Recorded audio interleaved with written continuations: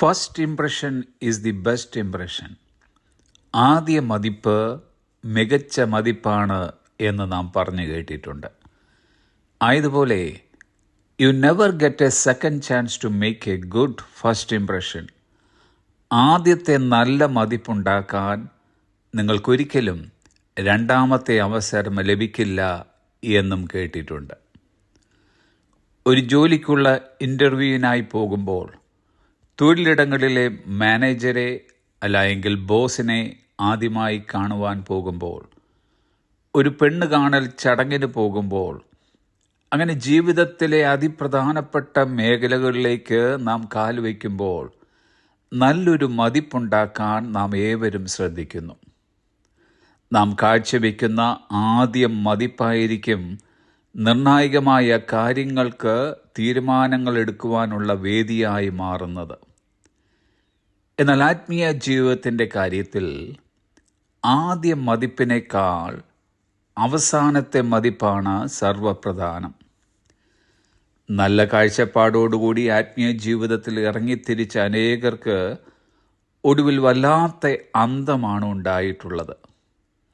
ആദ്യ മതിപ്പ് മികച്ചതായിരുന്നു, എന്നാൽ അവസാനത്തെ മതിപ്പ് പരാജയമായിരുന്നു. ലോകത്തെ സ്നേഹിച്ച് ദൈവസന്നിധിയിൽ നിന്നും ഇറങ്ങിപ്പോയ ദേമാസ്, വിശ്വാസക്കപ്പൽ തകർന്നുപോയ ഹുമനിയോസും അലക്സന്തരും, ദ്രവ്യാഗ്രഹിയായി യേശുവിനെ 30 വെള്ളിക്കാശിന് വിറ്റ് കെട്ടിഞ്ഞാണ് മരിച്ച ഇസ്കരിയോത്ത് യൂദ എന്നിവർ അവരിൽ ചിലർ മാത്രം. ക്രിസ്തീയ ജീവിതത്തിൻ്റെ തത്വമെന്നത് ആരംഭത്തേക്കാൾ അവസാനം നന്നായിരിക്കണമെന്നതാണ്. ഒരു കാര്യത്തിൻ്റെ ആരംഭത്തേക്കാൾ അതിൻ്റെ അവസാനം നല്ലതെന്ന് സഭാപ്രസംഗി പറയുന്നു.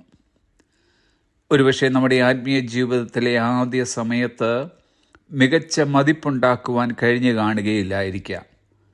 ആത്മീയത്തിലെ ശിശുപ്രായം, വചന വെളിപ്പാടിൻ്റെ പോരായ്മ, പരിചയക്കുറവ്, ഇതൊക്കെ ആയിരിക്കാം അതിനുള്ള കാരണങ്ങൾ. എന്നാൽ ഈ പോരായ്മകൾ ഒരിക്കലും ഒരുവന് തുടർന്നു കൊണ്ടുപോകുവാൻ തിരുവചനം അനുവദിക്കുന്നില്ല. നമ്മളെല്ലാവരിലും ഒരു നല്ല മികച്ച മതിപ്പ് ഒടുവിലുണ്ടാകുവാൻ ദൈവം ആഗ്രഹിക്കുന്നു. അതുകൊണ്ട് തിരുവചനം പറയുന്നു, കൊരിന്ത്യർക്കെഴുതിയ 1-ാം ലേഖനം 15-ാം അധ്യായത്തിൻ്റെ 58-ാമത്തെ വാക്യം, ആകയാൽ എൻ്റെ പ്രിയ സഹോദരന്മാരെ, നിങ്ങൾ ഉറപ്പുള്ളവരും കുലുങ്ങാത്തവരും നിങ്ങളുടെ പ്രയത്നം കർത്താവിൽ വ്യർത്ഥമല്ല എന്നറിഞ്ഞിരിക്കിയാൽ കർത്താവിൻ്റെ വേലയിൽ എപ്പോഴും വർദ്ധിച്ചു വരുന്നവരുമാകുവീൻ. മണവാളൻ്റെ കാലൊച്ച നാം കേൾക്കുന്ന ആ നിർണായക നിമിഷത്തിൽ നമ്മുടെ വിളക്കിൽ എണ്ണയുണ്ടെന്നും അത് കത്തി തന്നെ നിൽക്കുന്നുവെന്നും ഉറപ്പുവരുത്താം. നമ്മുടെ ആരംഭത്തേക്കാൾ അവസാനം നന്നായിരിക്കട്ടെ. Have a blessed day.